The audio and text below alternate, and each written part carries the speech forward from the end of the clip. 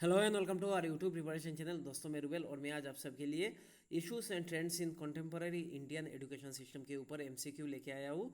और ये second part है, ध्यान रखना। पहले पार्ट में हम लोगों ने क्वेश्चन 20 तक डिस्कस किया, आज हम लोग 21 से डिस्कस करेंगे।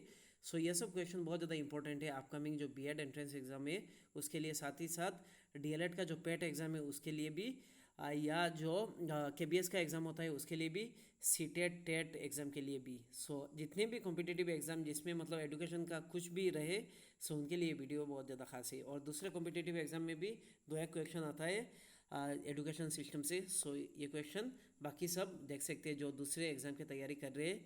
सो शुरू करते हैं आज का पहला क्वेश्चन, यानी question number 21। Universalisation of elementary education means.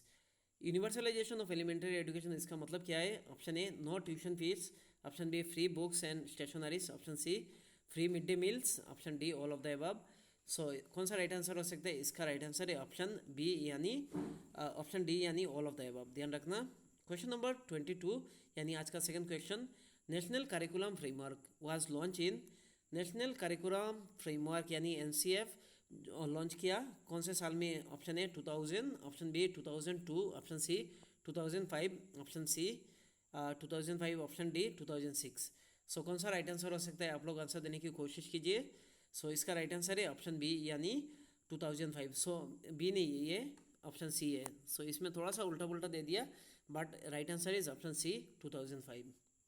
Question number 23, यानी आज का third question. Developing guidelines for the preparation of the subject wise syllabi and textual material for class 1 to 5 is the purview of, so option A NCERT, option B SCERT, option C diet, option D CBSE। so right answer is option B, यानी NCERT। so option B नहीं, option A NCERT। so इसमें गलत दे दिया, but right answer is NCERT।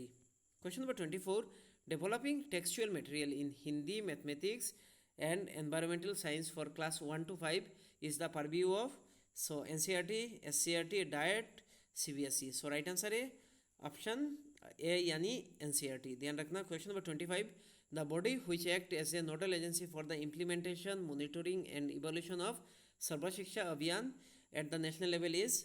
So option A NCERT, option B SCERT, option C DIET, option D CBSE। So right answer है NCERT। ध्यान रखना।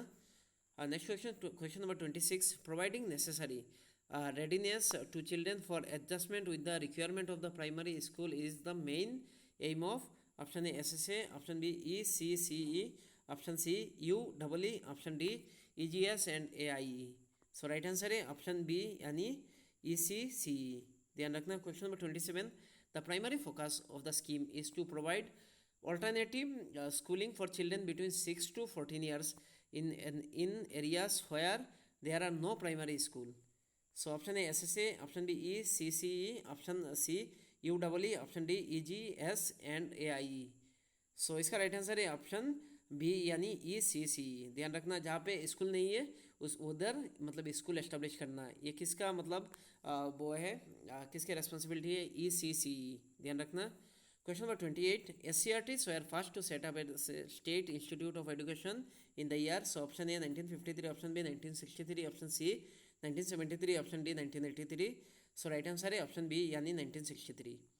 Question number 29, the body responsible for planning, implementation, evaluation of educational programme of school education and teacher education at the state level. So जो body responsible रहता है planning करने में, implementation, साथ ही साथ evolution of educational programme of school education, साथ ही साथ टीचर एजुकेशन भी, वो कौन सा बॉडी करता है? Option A NCERT, option B SCERT, option C DIET, option D CBSE। So right answer है ऑप्शन बी, यानी SCERT। Question number 30, the main purview of the SCERT is. SCERT का main purview क्या है? Option A curriculum and textbook development, option B promotion of English, science and mathematics education, option C vocational and distance education, option D all of the above. So right answer है promotion of English, science and mathematics in education. So right answer is option B. Question number 31, the body which act as a nodal agency for the implementation of monitoring and evaluation of the Sarva Shiksha Abhiyan at the state level, so NCERT, SCERT, DIET, NUEP। so right answer है option B SCERT। ध्यान रखना, जो state level पे जो monitor करता है, सो इसका right answer होगा SCERT। Question number 32, SSA envisage a school or alternative schooling facility with in dash every habitation. जो एसएसए स्कूल और ऑल्टरनेटिव स्कूलिंग वो एस्टेब्लिश करता है विद इन कितने मतलब हैबिटेशन के अंदर, कितने किलोमीटर हैबिटेशन के अंदर। So option A 2 kilometre, option B 2.5, option C 1 kilometre, option D 1.5। So right answer है ऑप्शन बी यानी 1 kilometre. Question number 33. During the 10th plan, the financial arrangement shared between the center and the state government for SSA was. So option A 90:10, option B 80:20, option C 85:15, option D 75:25. So right answer is option B 75:25. Question number 34. After the 11th plan, onward the financial arrangement shared between the center and the state government for SSA supposed to be, जब 11 5 year plan आया सो उसके बाद जो centre और state के बीच में जो फाइनेंशियल अरेंजमेंट वो शेयर कितने परसेंट का है, देखिए 85:15, option B 75:25, option C 50:50, option D 60:40। So right answer है option B 50:50, sorry option C is the correct answer, 50:50। Question number 35. SSA is a program which seeks to ensure universal elementary education by the year 2005, 2010, 2015, 2020. So right answer is option B 2010. Question number 36. The important function of the diet involved. Diet का important function कौन सा है? Elementary teacher training, non-formal and adult education, providing academic and resource support. Option D all of the above. So right answer है option D all of the above. ध्यान रखना. Question number 37. Diets were set up as option A first level tier, option B second level tier, option C third level tier, option D mid level tier. So right answer is option B third level tier. Question number 38. Diet is charged with responsibility of educational development of. जो DIET है उसको charge किया गया responsibility देके education development of area, village, district, town. So कौन सा right answer है? इसका राइट आंसर है ऑप्शन सी यानी district. Question number 39.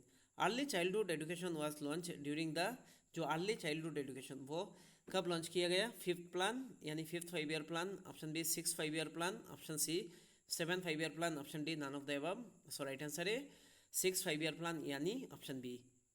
Question number 40. Government of India has been running non-formal education program for children at the age group of 6 to 14 years. Non-formal education program जो 6 to 14 years के age group के बच्चे के मतलब पढ़ाने के लिए दे रहे हैं सिंस कितने साल से, यानी कितने जो ईयर है उसमें। So option A 1975 to 76, 1976 to 77, option C 1978 79, option D 1979 80। So कब से ये शुरू हुआ? सो इसका राइट आंसर 1979 to 80, ध्यान रखना। Question number 41. Secondary education is the final stage. Secondary education से हम लोग कुछ क्वेश्चन करेंगे अभी। Secondary education is the final stage of elementary education, compulsory education, formal education, none of the above. So right answer है option B यानी compulsory education, ध्यान रखना। Question number 42. The highest number of drop out is seen at, जो highest number of drop out बच्चे मतलब school छोड़ते हैं वो कौन से स्टेज पे? Elementary education, secondary education, higher education, all of the above. So right answer है ऑप्शन बी सेकेंडरी एजुकेशन, ध्यान रखना। Question number 43. NUEPA was awarded the status deemed university in 1970, 79, 2006, 2008. So right answer है option B यानी sorry option C यानी 2006, ध्यान रखना। NUEPA इसका full form क्या है मुझे कमेंट सेक्शन में आप लोग बताइए। Question number 44. NUEPA has dash department 7, 8, 9, 10। So कितने डिपार्टमेंट है इसके अंडर? सो राइट आंसर है option B sorry option C यानी 9।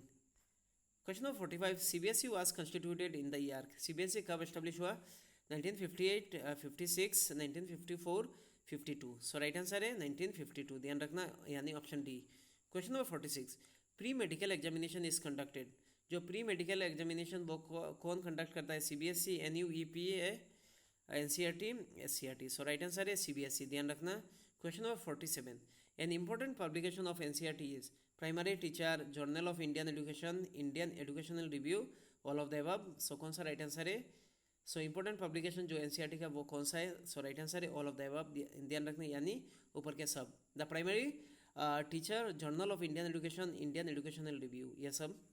Question number 48. SCERT is usually headed by, SCERT headed by director, principal, chairman, secretary. So right answer है option A यानी director. ध्यान रखना। Question number 49, CBSE prepare syllabus for its affiliated school covering classes from lower kindergarten LKG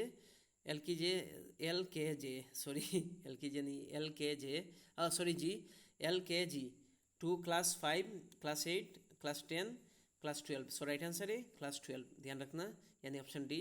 question number 50, one of the major solution for problems in secondary education is option A reforms of curriculum, option B regular of school inspection, option C recruitment of additional teacher, option D all of the above. So right answer है option D all of the above. ध्यान रखना, reform of curriculum, regular school inspection, recruitment of additional teacher. So option D is the correct answer, all of the above. So आज के लिए इतना ही। Thank you so much. इस video को आप लोग ज़्यादा से ज़्यादा शेयर कीजिए। Thank you.